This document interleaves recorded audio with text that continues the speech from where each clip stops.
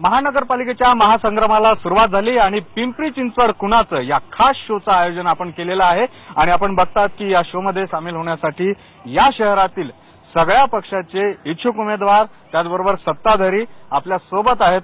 आपण आता आहोत पिंपरी चिंचवड मधील प्रभाग क्रमांक 10 हा जो वार्ड आहे तो शहरातला स्मार्ट वार्ड म्हणून याची निवड झालेली आहे आणि स्मार्ट वार्ड असल्यामुळे अर्थातच या वार्डचा विकास झालेला आहे असं सत्ताधाऱ्यांचं म्हणणं आहे। म्हणून आपण पहिली संधी देऊया विरोधकांना की हा वार्ड जो आहे तो खरंच स्मार्ट आहे का, काय सांगाल एकंदर तुम्ही या प्रभागामध्ये इच्छुक आहात भाजपकडनं आणि सत्ताधाऱ्यांनी हा जो वार्ड निवडला होता त्याच्यामध्ये विकास केलेला आहे का?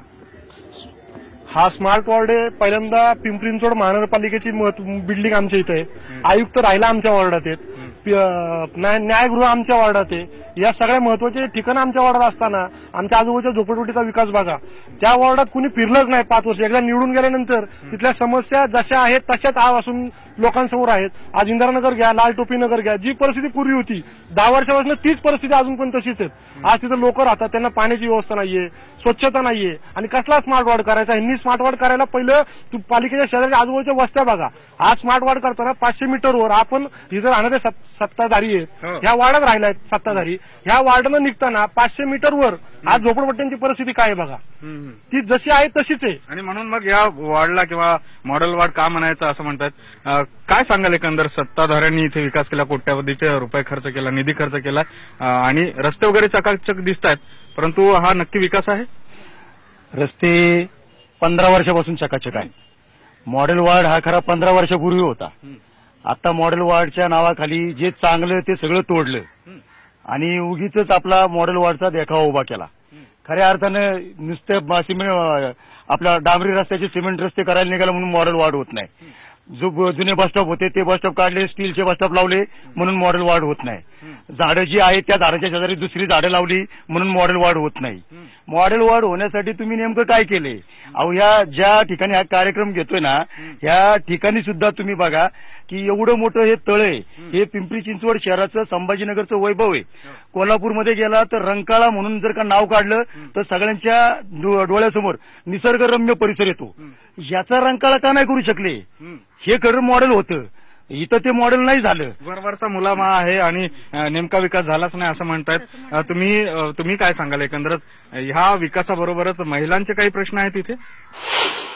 माझा वार्ड विद्यानगर जुना प्रभाग 8 नंबर, त्या वॉर्डमध्ये मी नगरसेविका आहे। आता त्याच्या शेजारचाच हा जो शाहूनगर संभाजीनगर वॉर्ड आहे तो मॉडेल वॉर्ड, तर मॉडेल वॉर्ड करण्याबद्दलचा काय प्रॉब्लेम नाही। मला वाटतं त्या सभागृह नेते आहेत किंवा दुसरे पण सदस्य आहेत ते स्टँडिंग चेअरमन, त्यांनी स्वतः म्हणजे फक्त हा वॉर्ड मॉडेल करण्यामागं म्हणजे बाकीचे वॉर्ड का नाही केली आहे हा माझा मुद्दा आहे। तर आणि मॉडेल वॉर्ड करताना ज्या सुविधा देतो त्या लोकांना आपण खरंच उपयुक्त आहेत का? की जर बघितलं आपण आता कालच्या परवाचा हे असेल ऍक्सिडेंट असेल शाहूनगर उड्डाण पुलाचा, तर त्यात ते उद्घाटन करण्याची घाई जी केली तिथं म्हणजे लोकांचा जो 2 लोकांचा बळी गेला ते उद्घाटनाचं फक्त श्रेय घेण्यासाठी आणि एका रात्री तुम्ही जो हे केला स्पीड ब्रेकर केला तोच आदल्या रात्री घेतला असला श्रेय घेण्यासाठी सगळा हा मॉडेल वॉर्डचा फास उभा केला असं म्हणणं आहे। या सगळ्या प्रभागामध्ये म्हणजे प्रभाग क्रमांक 10 मध्ये राष्ट्रवादीची प्रतिष्ठा जी आहे ती पणाला लागलेली आहे। 2 माजी महापौर आणि विद्यमान 2 नगरसेवक, त्याचबरोबर महापालिकेतले जे अनेक महत्वाची पदं ज्यांनी उपभोगलेली आहेत त्यांच्यासाठी ही जी लढत आहे ती चुरशीची ठरणार आहे आणि प्रतिष्ठित ठरणार आहे। मंगलाताई आपल्या सोबत आलेले आहेत आणि पक्षनेते आहेत त्या राष्ट्रवादीच्या। तुम्ही ऐकले असतील काही आरोप विरोधकांनी केलेले आहेत, त्यांचं असं म्हणणं आहे की हा वरवरचा मुलामा आहे, मॉडेल वॉर्ड वगैरे काही नव्हतं, कसं उत्तर द्या?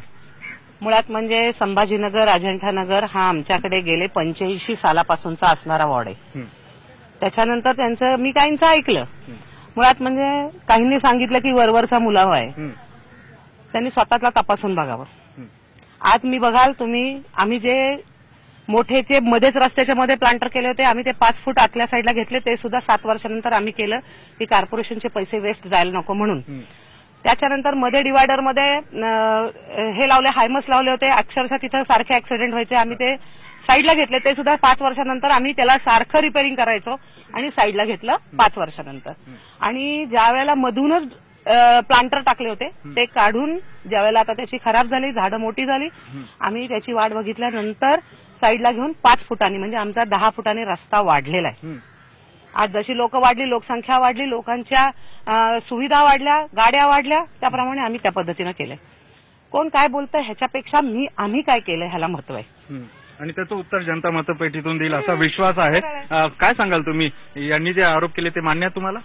नाही, आरोप तर हे त्यांचे संपूर्णपणे चुकीचे आहे. पिंपरी चिंचवड शहरामध्ये पर्यटन विकास आराखड्याच्या अंतर्गत प्रभाग क्रमांक 9 शाहूनगर संभाजीनगर जो आहे हा मॉडेल वॉर्ड म्हणून आपण घोषित केलेला आहे. आणि ह्या मॉडेल वॉर्डच्या अंतर्गत शहरामध्ये किंवा वॉर्डामध्ये इथे अतिशय चांगल्या पद्धतीची कामं झालेली आहेत. एक वेगळ्या पद्धतीचे फुटपाथ आपण केलेले आहेत जे शहरामध्ये कुठंच नाही. आपण जर बघितलं असेल तर रंगबेरंगी प्रकारचे आपण पेवर ब्लॉक त्या बसवलेले आहेत. त्याच्यानंतर आपण 1 मीटरचं आपण फ्लॉवर बेड घेतलेले, त्याच्यामध्ये मस्तपैकी काळी माती वगैरे आपण टाकलेली, त्याच्यामध्ये फ्लॉवर बेड केलेले. त्याच्या आतमध्ये आपण जेवढ्या काही वाहिन्या आहेत म्हणजे विद्युतच्या केबल्स असतील, सीसीटीव्हीच्या वायरी असतील किंवा इतर काही जे असतील आपण ते त्याच्यामधून घेतलेले की वारंवार हा रस्ता खोदावा लागू नये म्हणून. संपूर्ण शाहूनगरचे रस्ते हे डांबरीकरणाचे झाले. संभाजीनगरचा काही भाग आम्ही सिमेंट कॉन्क्रीटचं केलेलं आहे आणि जवळजवळ 100% रस्ते आता मला वाटतं 15 दिवसामध्ये रस्त्याची सगळी कामं या ठिकाणी पूर्ण झालेली असतील असं यांचा दावा आहे. काय सांगाल आधी, मॉडेल वॉर्ड म्हणजे काय संकल्पना काय होती? मॉडेल वॉर्ड म्हणजे काही 2 कान 2 नाक 2 शिंग वगैरे असं काही नाही. मॉडेल वॉर्ड म्हणजे शहरामध्ये विविध ठिकाणी माझ्या काही महिला भगिनी म्हणाल्या स्वतः आपण सभागृहामध्ये बजेटमध्ये तरतूद करावी लागते, त्याच्यासाठी पूर्ण लक्ष ठेवून राहावं लागतं, आपण कशा पद्धतीनं कामं करून घ्यायची. आज आम्ही कधीही भेदभाव केलेला नाही आणि त्या दृष्टिकोनातून आपण बजेटमध्ये काय काय तरतुदी करतो हे बघितलं गेलं पाहिजे. जसं उदाहरणार्थ एखाद्या पेपरमध्ये न्यूज आली विद्यानगरमधलं ड्रेनेज ओपन आहे, लगेच आमचा माणूस तिथं गेला, तिथं ते काम करायला, आज काम पण झालेलं असेल. अशा पद्धतीत मला त्याच्यातही त्यांना मला अजिबात कुणालाही नावं ठेवायची नाही. उरला सुरला तळ्याचा प्रश्न, ह्याच्यामध्ये लेझर शोचं टेंडरिंग 30 तारखेला आपलं कंप्लीट होत आहे. ह्याच्यामध्ये 9 कोटी रुपयाचं टेंडर लेझर शोचं आहे की पिंपरी चिंचवडमध्ये तसं कुठेही नाही. हैदराबादमध्ये आहे, त्याच्यापेक्षा सुद्धा चांगला आपण इथे लेझर शो करतोय. झाला उड्डाण पुलाचा त्यांनी खुलासा केला, उद्घाटनाची घाई होती. उद्घाटनाची घाई आम्हाला काही नव्हती आणि तो ऍक्सिडेंट मी स्वतः वायसीएमला गेले, त्या फॅमिलीला भेटले, त्या मुली त्यांनी दत्तक घेतल्या त्यांनाही भेटले. अशी कुणालाही कुटुंबावर वेळ येऊ नये. परंतु तो पुलावरून झालेला ऍक्सिडेंट नाहीये, तर तो सबवे साईडचा रस्ता जो साईड मार्जिन मधला रोड आहे त्या रोडनी ती गाडी फास्ट येत होती. सस्ते नावाचा मुलगा होता, तो फार स्पीडमध्ये होता, ते पलीकडून आले. अशा पद्धतीने तो अपघात झाला असं म्हणणं आहे. परंतु आपल्यासोबत काँग्रेसच्या विचाराची लोक आहेत. आत्ताच जसं पक्षनेत्या म्हणाल्यात की कोणत्या पद्धतीचा भेदभाव करत नाही, तुमच्यापर्यंत हा विकास पोहोचला? अजिबात विकास आमच्यापर्यंत पोहोचलेला नाहीये. आणि गेल्या 15 वर्ष आम्ही बघतोय की राष्ट्रवादी काँग्रेस यांच्याकडे एक हाती सत्ता आहे. एक हाती सत्ता असून सुद्धा पिंपरी चिंचवड ह्याचा क्रमांक हा अख्ख्या एशियामध्ये, आशिया खंडात हे 1 नंबरचा होता. पण आता तो खूप काही मल्टिपल टाइम्स घसरून आता खाली आलेला आहे. आता तुम्ही बघा इथं बेरोजगारीची खूप मोठी एक समस्या आहे. संभाजीनगर छात्रवीर शंभूराजे यांच्या नावावर शंभूराजेंच्या नावाने संभाजीनगर आहे. पण आजपर्यंत आम्हाला जर 14 मेला शंभूराजेंची जयंती साजरी करावी लागते तर आम्हाला डेक्कनला जावं लागतं. शंभूराजेंचा एक पुतळा सुद्धा आपण इथं उभा करू शकलो नाही. हे सगळं जे सांगतायत ते काँग्रेसचे विचाराचे लोक आहेत आणि त्यांच्याच मित्रपक्षावर हे सगळे आरोप करतायत. अजून काही आपण जाणून घेऊया. आता ज्या पद्धतीने सांगितलं जाते ते आहे तसं तुम्ही बघितलं हे सगळं विकास तर आम्ही पाहिलेला नाहीये. जुना प्रभाग क्रमांक 27 जो आता प्रभाग 10 मध्ये येत आहे त्याच्यामध्ये पिंपरी चिंचवड महानगरपालिका तसेच न्यायालय, ऑटो क्लस्टर ह्या महत्वाच्या गोष्टी त्याच्यामध्ये येत आहेत. पण आता जर तुम्ही न्यायालयाच्या आजूबाजूला परिसर बघितला, लाल टोपी नगर, त्याचा विकास पहा तुम्ही, पूर्ण घाणीचं साम्राज्य तिथे झालेलं आहे. त्याचबरोबर आतमध्ये म्हाडाच्या 11 मजली टॉवर झालेत, अरुंद रस्ते त्या ठिकाणी आहेत, पाण्याची व्यवस्था अजिबात झाली नाही आणि 11 मजली सँक्शन ज्यावेळेस कॉर्पोरेशन देतं. लाल टोपी नगर एक महत्वाची झोपडपट्टी, हा सुगा परिसर आहे आणि तिथून ताई उमेदवार आहेत. तिथे हा जो विकास आहे पोहोचला होता तुमचा की तिथेही आहे? तुम्ही राष्ट्रवादीकडूनच राष्ट्रवादीकडून इच्छुक आहे. अशी 30 वर्षापासून आमची राष्ट्रवादीची सत्ता आहे. तळागाळात पसर जाऊन आम्ही काम करत असतो आणि आमचे पक्षाचे नेते पण सारखेच लक्ष देऊन काम करतात. झोपडपट्टीमध्ये काही समस्या कसं असते, झोपडपट्टी म्हणजे कसं आम्ही झोपडपट्टीतच राहिलो आणि झोपडपट्टीत लहानाचे मोठे झालो. झोपडपट्टीची ही समस्या कशी असते, चालतच राहत असते. झोपडपट्टीला आपण किती आज स्वच्छ करायला जावा ते लोकांना काही कळत नाही. ते उद्या काढलं गटर की उद्या अजून ते गटरीतच कचरा घरातला टाकतात. म्हणजे ते मी त्याच्यातून एकदम निघलेली आहे, मी तिथं राहिलेली आहे. पण मग हेच प्रश्न का सुटले ना आतापर्यंत, झोपडपट्टी का कायम आहे? हा सोडतोय प्रश्न, आम्ही सोडतोय, पण आणखीन ते लोक नाही समजत. आता कुठल्या एखाद्या कॉर्पोरेशनच्या साहेबाला आपण बोलून घेतलं, घाण काढली, आज काढून घेतली की अजून उद्या तेवढीच घाण दिसते. याच्यामुळं आम्ही पण आता थोडं एकदम सागिती घेतली की राहू द्या. मतदारांची सुद्धा जबाबदारी आहे, अत्यंत महत्वाचा मुद्दा त्यांनी उपस्थित केलेला आहे. मात्र मतदारांची मतं घेताना हा मुद्दा त्यांच्या लक्षात येतो की नाही हा महत्वाचा मुद्दा आहे. इथे एक ब्रेक घेऊया आपण आणि ब्रेक नंतर नागरिकांना हा सगळा विकास किंवा आरोप प्रत्यारोपाबद्दल काय वाटते हे जाणून घेऊया. तोपर्यंत पहा फक्त आयबीएन लोकमत.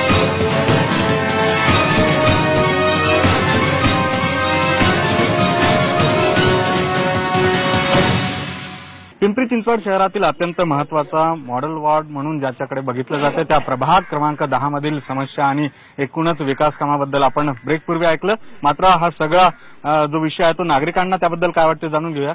तुम्ही आरोप प्रत्यारोप ऐकलेले आहेत, काय वाटतंय तुम्हाला या सगळ्या संदर्भात? यात दोन मुद्दे आलेत, एक विकास आणि मॉडेल वॉर्ड. मी म्हणेल विकास जो आहे हा किती झाला, काय झाला हे याचं मोजमाप असं नसतं. विकास ही सततची प्रक्रिया आहे आणि विचारसरणी आहे आणि त्यामुळे आजच्या काळाला आजच्या सर्वसामान्य नागरिकांना, मग ते झोपडपट्टी असो किंवा हाऊसिंग सोसायटी किंवा बंगलेवाले असो, सर्वसामान्य नागरिकांना आज आपलं जीवनमान अधिक सुरक्षित आणि अधिक सुलभ कसं होईल या हिशोबाने जी क्रिया होते त्याला आपण विकास म्हणूया. त्याला आता मॉडेल वॉर्ड हे एक्झाम्पल आहे इतर वॉर्डसाठी. कधी पण आपण एखादं मॉडेल डेव्हलप करतो ते बाकीच्यांना उदाहरण होतं. त्यावेळेला आजच्या काळाची गरज आणि आजच्या आधुनिक तंत्रज्ञानाची साथ आपल्याला घ्यावीच लागते. त्यावेळेला ते लगेच पचनी पडत नाही.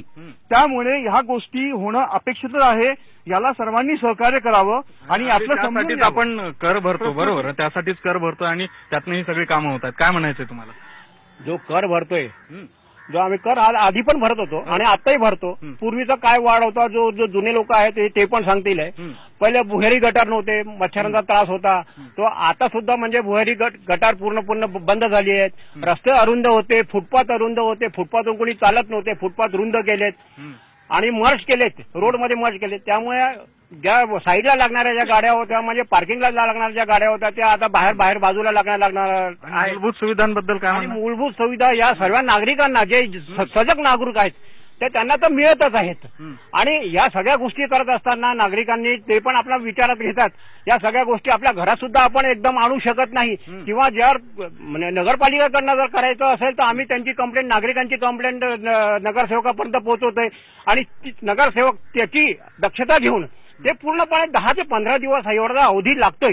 प्रत्येक गोष्टी जर का करायच्या असेल घरामध्ये तर ते एकंदरच हा विकास मान्य दिसतो. काय तुम्हाला म्हणायचं? आधीच सुनियोजित असलेल्या प्रभागामध्ये पुन्हा इतका निधी टाकण्याची काय आवश्यकता होती हा पहिला इथल्या सर्वसामान्य नागरिकांना. किती निधी टाकलाय? जवळपास 100-1 कोटीचा निधी इथं वापरण्यात आलेला आहे. जबकि जी ब्लॉक हा एक सुनियोजित प्रभाग पूर्वीपासून होता आणि यामध्ये त्या जे म्हणतायत की फुटपाथ ऍक्च्युअली वाढले, जवळजवळ 7 फुटाचे फुटपाथ झाले आणि त्याला लागून परत ब्युटिफिकेशन करण्यात आलं. जुन्या सोसायटीज असल्यामुळं तिथे अंतर्गत पार्किंगची व्यवस्था नाही. त्या गाड्या ऑलरेडी रोडवर उभ्या राहत होत्या, त्या अजून रोडच्या मध्ये येऊन उभे राहायला लागल्या. हे नागरिकांना त्रास होतोय. जे हाय मास्क त्यांनी जे सांगितलं त्याच्या भोवती मेन चौकामध्ये ब्लॉक्स बसवण्यात आलेले आहेत. त्या ब्लॉक्सवरनं गाड्या अक्षरशः घसरतात.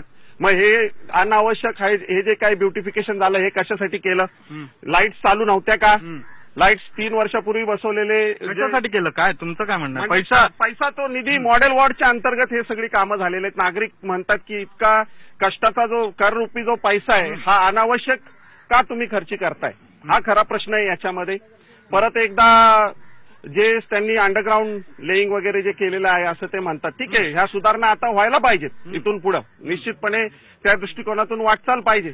पण त्याच्यामध्ये काही गोष्टी ज्या आहेत, आता जसं त्यांनी स्टॉर्म वॉटरचं लेईंग केलेलं आहे, तर त्याच्यामधनं मच्छरांचा त्रास नव्याने सुरुवात त्रास झालेला आहे. तिकडे होतात. काय उत्तर आहे यांच्या आरोपाला? अहो, त्या आत्ता जे बोलत होते ते माझ्या मुलासारखे आहेत. त्यांना पहिला प्रश्न माझा असा असेल की आम्ही जे प्लांटर बनवलेत ना, त्यांनी त्याच्यात फ्लेक्स लावलेत नवीन वर्षाच्या शुभेच्छेच्या. आमचा एकही फ्लेक्स नाही. म्हणजे ही तर त्यांना बघा, एवढं तर साधं नॉलेज असलं पाहिजे. एवढ्या तरुण पिढीची मुलगा आहे आणि त्यांनी प्लांटर, म्हणजे आम्ही जे प्लांटर बनवलं झाडाला फ्लेक्स बांधलाय. त्याच्यानंतर ही बर्ड व्हॅली बघा, आमच्या बर्ड व्हॅलीच्या वॉल कंपाऊंडवर यांचे हॉटेल आहेत. ह्यांचे हॉटेल आमच्या वॉल कंपाऊंडवर आहेत. सत्ता तुमचीच होती, तुम्ही काय बघा, आम्ही कारवाईचं नाही, आम्हाला ज्याचं त्याला समजलं पाहिजे. कॉर्पोरेशनने कारवाई करावी. आजपर्यंत आम्ही कधीही कुणाकडे बोट दाखवलं नाही.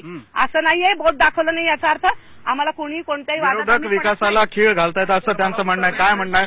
फ्लेक्सच्या बाबतीत मी असं म्हणेन की आम्ही त्यांचंच अनुकरण करतोय फ्लेक्सच्या बाबतीत. आणि राहिला प्रश्न तर ते आम्ही जो विकास त्यांनी केलाय, इतके कोट्यावधी रुपये आणि तुमच्यात आणि तुमच्यामध्ये फरक काय असा प्रश्न आहे. जर अनधिकृत बांधकाम जे झालेलं आहे गार्डनमध्ये, कोट्यावधी रुपये 9 कोटी रुपयाचं त्या ठिकाणी बांधकाम आता अडकलेलं आहे. हे जे नागरिकांच्या करांचे पैसे जे अडकलेले आहेत त्याचं उत्तर त्यांना द्यावं लागणार आहे येत्या. माझा प्रश्न दुसरा आहे की मॉडेल वॉर्ड म्हणताय, गेले आमच्या इथं शाहूनगरमधल्या जवळजवळ 20 सोसायटी आहेत, ज्या सोसायटीमध्ये गेले 2 वर्ष पाण्याचा प्रश्न आहे. म्हणजे शेवटचा जो फ्लॅटमध्ये शेवटच्या मजल्यावर जो माणूस राहतो त्याला एक बादली सुद्धा पाणी मिळत नाही. ह्याच्यासाठी आपल्या इथले जे नगरसेवक आहे यांच्या आम्ही वारंवार घरी गेलो होतो, महानगरपालिकेमध्ये कंप्लेंट केलेले, सगळं झालं, परंतु तिथं पाणीच येत नव्हतं. हा प्रश्न आहे. मग जर मॉडेल वॉर्ड म्हणताय आणि घरात पाणी सुद्धा मिळत नाही तुम्हाला, अजून काय अनधिकृत बांधकामाचा विषय तुम्ही सांगत होतात, काय नेमकं तुमचा आरोप आहे? सगळ्यात महत्वाचा प्रश्न यांचा अनाधिकृत बांधकाम त्या साई गार्डनमध्ये आहे. त्याचप्रमाणे आज शाहूनगर संभाजीनगरचा कम्प्लिशनचा जो प्रश्न आहे, गेले 15 वर्ष आला अनुत्तरित आहे. 15 वर्षाला यांची सत्ता होती, त्यांनी का नाही तो प्रश्न सोडवला? तो प्रश्न सगळ्यात महत्वाचा. आज लोकांच्या घरांचे वाढीव बांधकाम आहेत, त्यांना अनाधिकृत बांधकामाच्या नोटीस येतात, एमआयडीसीचे त्यांना प्रॉब्लेम येतात, तर तो का नाही सोडू शकतो? मुद्दा उपस्थित आहे. कम्प्लिशनचा मुद्दा असा आहे की शाहूनगर हा जो जी ब्लॉक आहे एमआयडीसीने विकसित केलेला आहे आणि प्लॅनिंग अथॉरिटी ही एमआयडीसी आहे, महापालिका नाही किंवा महाराष्ट्र शासन नाही आहे. एक तर एमआयडीसीमध्ये बाल्कनी इन्क्लोज केल्याच्या नंतर दंडात्मक कारवाई करून कम्प्लिशन देण्याचं डीसी रूलमध्येच नव्हतं. आम्ही तो प्रयत्न केला, एमआयडीसीने ती बाजू मान्य केली. आमचे तत्कालीन उद्योग मंत्री सचिन आहेर होते, आमचे माजी आमदार अण्णासाहेब बनसोडे, मंगलाताई, आम्ही सातत्यानं पाठपुरावा करून आम्ही ते करून घेतलं. हे करत असता शासनाने काय केलं की 28,000 रुपये पर स्क्वेअर मीटर तो दंड लावला आणि सांगितलं की आजपासून त्याची कार्यवाही सुरू होईल. आम्ही त्यांच्या असं निदर्शनास आणलं की शाहूनगर संभाजीनगरमध्ये भविष्यामध्ये आता कुठलं बांधकाम होणार नाहीये, त्यामुळं या नियमाचा आम्हाला काही उपयोग होणार नाही.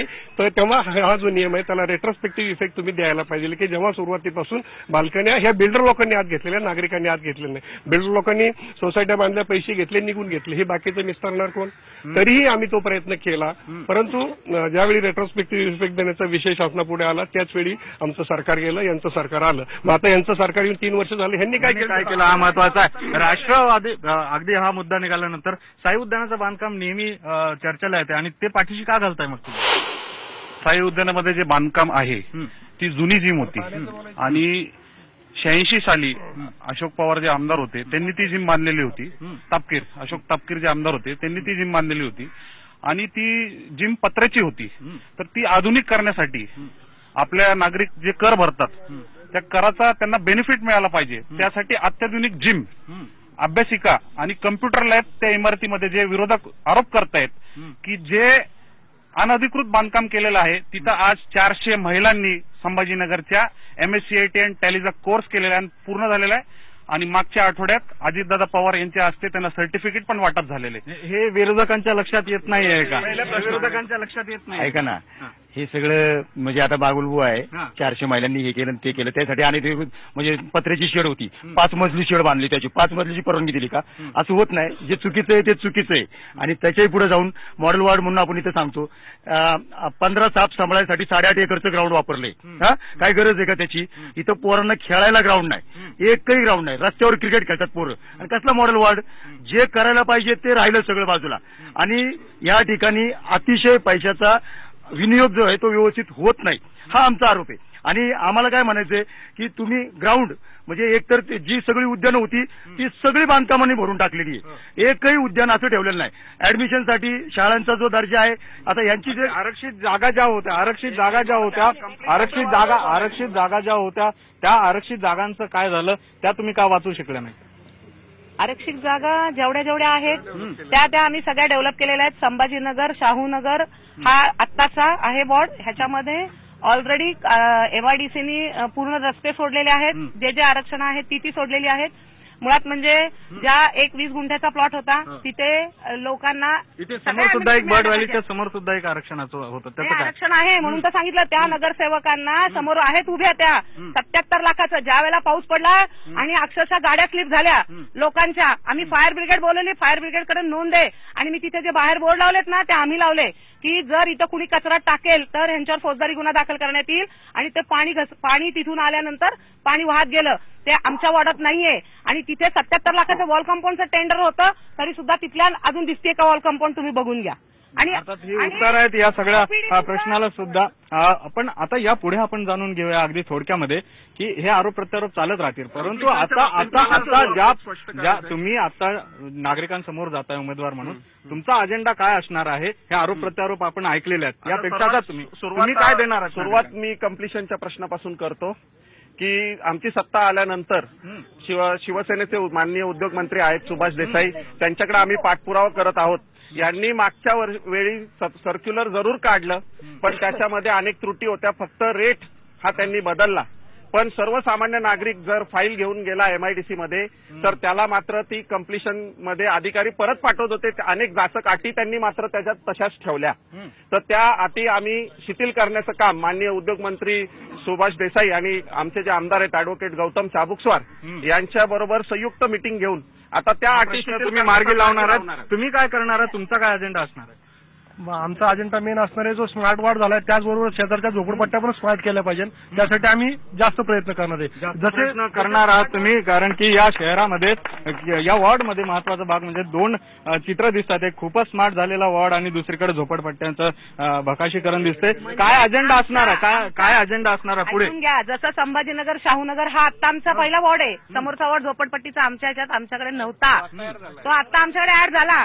तर 100% आम्ही झोपडपट्ट्या आम्ही म्हणणार नाही. आम्ही तिला वस्ती म्हणणार आणि या वस्त्या आम्ही मॉडेल वस्त्या करणार आहेत.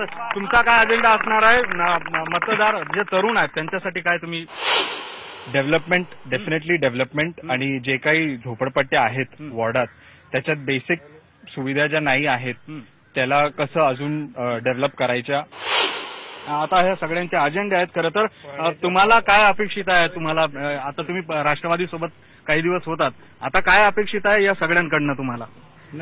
आम्ही त्यांच्या सोबत होतो अशातला प्रश्न नाहीये. प्रश्न असा आहे की विकास नावाने विनाश झालेला आहे का हा एक प्रश्नचिन्ह आहे. आणि दुसरा आपण जे म्हणतो की नाही का खालून गटारीचं जे पाणी आहे त्याचं ट्रीटमेंट होतो, अंडरग्राऊंड आपण सीवेज सिस्टम वगैरे लावलंय. पण पहिले जर डास चावायचं की तुम्हाला ताप यायचा, आता डायरेक्ट डेंग्यू होतो. आणि त्याची उपाययोजना आपल्याकडे वायसीएम किंवा कुठल्या या ठिकाणी नाही आहे. त्यामुळे महत्वाचा मुद्दा उपस्थित केलेला आहे की विकासाच्या नावाखाली विनाश झालेला आहे का, आणि याचं उत्तर आता ही सगळी नागरिक येणाऱ्या निवडणुकीमध्ये मतदान करून देणार आहेत. अर्थात त्यावेळेस आपल्याला निर्णय किंवा निकाल कळेलच. आणि या बरोबर या मॉडेल वॉर्डलाही नागरिक किती पसंती देणार आहे तेही आपल्याला कळणार आहे. आज इथेच थांबूया. अचूक बातमी, ठाम मत, पहा फक्त IBN लोकमत.